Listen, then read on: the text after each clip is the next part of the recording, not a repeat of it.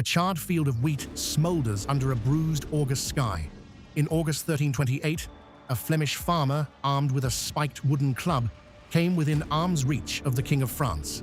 What happens next should not have been possible, and very nearly wasn't. To secure his crown against a revolt that had paralyzed an entire province for 5 years, Philip VI stakes his life on the front lines of a collapsing camp, completely unarmored. That single, desperate choice transforms what was nearly a royal catastrophe into one of the most savage suppressions in medieval French history. 3,000 men will die before sunset, and the sparks from that August field will smolder for 20 years, until they erupt as the 100 Years' War. Years of climatic disaster and crushing royal taxation push the borders of Flanders into open, desperate revolution. The 1323-1328 Flemish Revolt is driven by an angry society fighting on the edge of survival. On the lone steep hill of Mount Cassel, the rebel forces establish an absolute tactical advantage. 15,000 disciplined farmers and skilled urban militia members form an unbreakable wall of spiked staves. Heavy cavalry charges are entirely impossible against this towering natural fortress. This structural fortress effectively paralyzes the local pro-French nobility. The dynamic changes forever when a sudden succession crisis places the House of Valois upon the throne. Philip VI of France instantly mobilizes his feudal lords to march northward. He believes his royal blood and the sacred banner will grant him a swift, chivalric victory over these low-born peasants. A kneeling, dispossessed count has begged the crown to restore his stolen authority. Driven by a desperate need for political legitimacy, the king swears a magnificent, chivalric oath. He will not enter Paris until the rebels are utterly destroyed. A massive professional host of allied kings and high peers assembles at Arras in the high summer heat. A steel-clad column of 2,500 heavy cavalry riders moves against a grey northern sky. This aristocratic army marches to execute a mere police action against common merchants. From the heights, the defensive response is prepared. Nicholas Zanakin commands his rebel divisions to fortify the heights of Mount Cassel. He refuses to abandon his elevated position, watching the distant vanguard advance across the flat plain. The royal generals expect the sheer size of their professional host to terrify the low-born defenders into submission. Philip deploys 2,500 elite knights and 12,000 experienced foot soldiers built for decisive, chivalric warfare. But Zanakin operates under a dangerous, fatal assumption.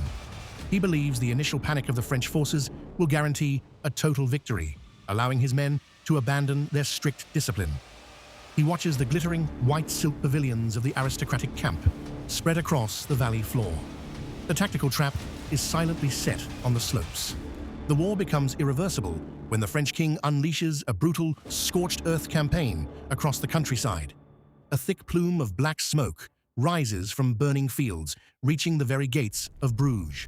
Philip commands his raiding parties to fan out along the River Lay to divide the enemy forces. This merciless campaign aims to humiliate the rebel leaders and force them down into the open plain. From their high vantage point, the peasants watch their livelihoods burn into the summer air. The king refuses to delay. The steep green slopes of the lone hill rise 176 meters above the vast plain. This imposing elevation makes a direct cavalry charge completely suicidal for heavy war horses. The French knights stare up at the natural fortress with growing frustration as a tense stalemate grips the landscape.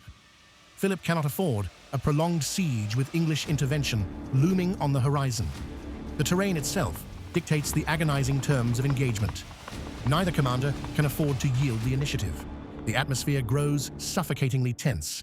The rebel army flies a mocking banner over the camp crest, depicting a defiant rooster. This cock banner taunts the foundling king, boldly declaring that the crown will never enter their lines. Below the hill, the massive royal army deploys into formal divisions along the dusty roads. Elite knights stand beside thousands of provincial foot soldiers and mercenary crossbowmen. The lines are clearly drawn for a decisive battle between social unequals. This arrogant display of traditional chivalric power completely fails to intimidate the heavily armed agrarian defenders on the heights. Within hours, the calculated French plan of a controlled, honorable engagement completely collapses. Oppressive August heat causes the arrogant knights to remove their heavy plate armor and retire to their tents. Men cast dice in the deep shade, relaxing in fine silk robes while watchkeeping remains minimal. Zanarkand exploits this careless midday lethargy. He organizes an immediate three-pronged assault to catch the royal camp entirely at leisure. The disciplined Flemish divisions descend the steep hill in absolute terrifying silence. The original royal defensive strategy is suddenly dead. The situation becomes entirely irreversible as the quiet descent transforms into a thunderous charge. The Battle of Cassel, 1328, explodes into full, violent motion as the peasant infantry rushes forward under the cock banner. French sentries realize the truth far too late, mistaking the approaching mass for returning foragers. Zanarkand's vanguard crashes directly into the unprotected perimeter. What is unfolding here is not simply a surprise attack. Every man descending that hill has been taxed into poverty, watched his neighbors hanged, and buried his harvest under a garrison's horses. That fury does not dissipate when armor is absent. It accelerates. And for the next few minutes, the most powerful monarchy in Western Europe has no ready answer for it. Philip commits his entire dynasty to the raging chaos of the camp. Unarmored lords scramble frantically as the perimeter shatters. That fury arrives first. The Flemish 1st Division completely shatters the French infantry lines within minutes. Spiked staves splinter wooden barricades and crush the unarmored defenders left to guard the perimeter. Terrified by this furious rush, the royal foot soldiers break and flee in total panic towards Saint-Omer. This massive retreat leaves the royal center wide open to the rebel assault. The rebel forces begin wrapping around the vulnerable flanks. The Duke of Lorraine falls dying in his tent, not in honorable combat, but overwhelmed inside his own camp. Several high counts are badly wounded. The standard-bearer expects immediate disaster as the rebel divisions reach the royal pavilion. The blue royal pavilion shakes violently under the impact of fighting men. Philip VI is caught completely off guard inside his tent, entirely unarmored. Because his elite knights are scattered and panicked, the king faces imminent capture. He is forced to be assisted in his arming by his personal clerk and chaplain. This image of stark royal vulnerability would have been unthinkable hours ago. The crown of France hangs precariously in the balance as axes bite into the guidelines. A blue jupon with golden fleur-de-lis and a simple leather coif form the king's only protection. Philip VI mounts his heavy warhorse without waiting for his full-plate armor. He understands that the survival of the crown depends entirely on the immediate presence of his person. Exposing himself to a level of danger rarely seen in medieval kings, he charges into the melee. He rallies his scattered, terrified knights around the glowing red silk of the sacred royal banner. This desperate personal counterattack provides the crucial turning advantage for the monarchy. The tactical advantage shifts irreversibly when a disciplined force of knights executes a sweeping flanking maneuver. Mounted knights strike the rebel lines fiercely from behind, under the command of Robert of Cassel. While the 1st Flemish Division is bogged down plundering the royal tents, the trap closes tightly. The rebel lack of professional training becomes their ultimate undoing as divisions fragment. Zanarkand's fatal assumption is shattered by this coordinated aristocratic response. The entire rebel army is suddenly surrounded in a tight, desperate circle of steel. Returning raiding parties rejoin the field to cement the encirclement. Within hours, the battlefield becomes a localized apocalypse of systematic class-based slaughter. Crushed iron staves lie scattered in the bloody mud alongside thousands of fallen commoners. The French knights view these rebels not as enemies to be ransomed, but as vermin to be eradicated. The Flemish fight obstinately but cannot match the reach of mounted aristocratic lances. Nicholas Zanarkand, the charismatic heart of the revolt, falls dead in the center of the carnage. The remaining rebel cohesion evaporates entirely as the slaughter intensifies. The 3rd Division flees without intervening. Official inventories record more than 3,000 rebel deaths on this single catastrophic day. French pages sort through a heap of rusted golden spurs taken from the dead. On the royal side, the losses are comparatively minuscule, with only 17 knights killed. This staggering discrepancy highlights the brutal efficiency of disciplined heavy cavalry against broken infantry forces. The military-age population of the maritime borderlands is effectively destroyed by the sword. The regional uprising is completely broken under the weight of the monarch's triumph. The survivors flee back into the smoking ruins of their towns. The surviving commoners expect justice, but what arrives instead is a relentless campaign of terror. The crumbling stone battlements of Ypres and Bruges are systematically pulled down to prevent future resistance. Count Louis returns to power as a submissive vassal, stripping away ancient urban privileges. The Battle of Cassel successfully asserts royal authority, but the cost is total social alienation. Properties are confiscated and redistributed to pro-French loyalists.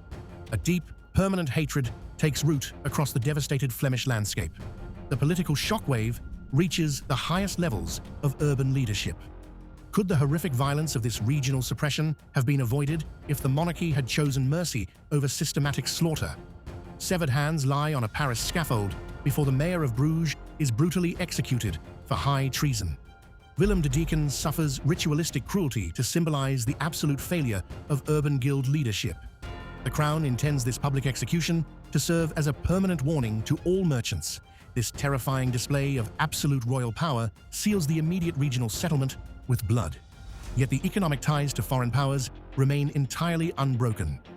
And what happens when a defeated population finds its primary economic survival tied directly to the English wool trade? English merchant ships continue unloading massive wool bales at the coastal docks, despite the Count's strict prohibitions. Within a decade, these financial realities will ignite a far greater rebellion under the leadership of Jacob van Artevelde. The blood spilled on the steep heights has permanently radicalized the Flemish people. They will soon look across the cold channel for a powerful royal savior to back them. The stage is quietly set for a continental explosion. By crushing the maritime guilds so mercilessly, the French crown inadvertently guarantees its own near destruction. English longbowmen practice on a windy coast as King Edward III prepares his grand dynastic claim to the throne. The Battle of Cassel, 1328, successfully secures the Valois dynasty, but turns the Flemish into England's primary continental allies. The restored Count rules through cruel terror, but flees into exile within years as regional hostility boils over. This unresolved economic conflict flows directly into the catastrophic naval engagement at the Battle of Sluys. The road from Cassel runs directly to the Zwin estuary, and to a massive fleet engagement 12 years later that will change the entire balance of the 100 Years' War. Subscribe to stay with this series. The next engagement is already in production. If you are watching on a television screen, the QR code on screen now will take you directly to the subscribe button on your phone.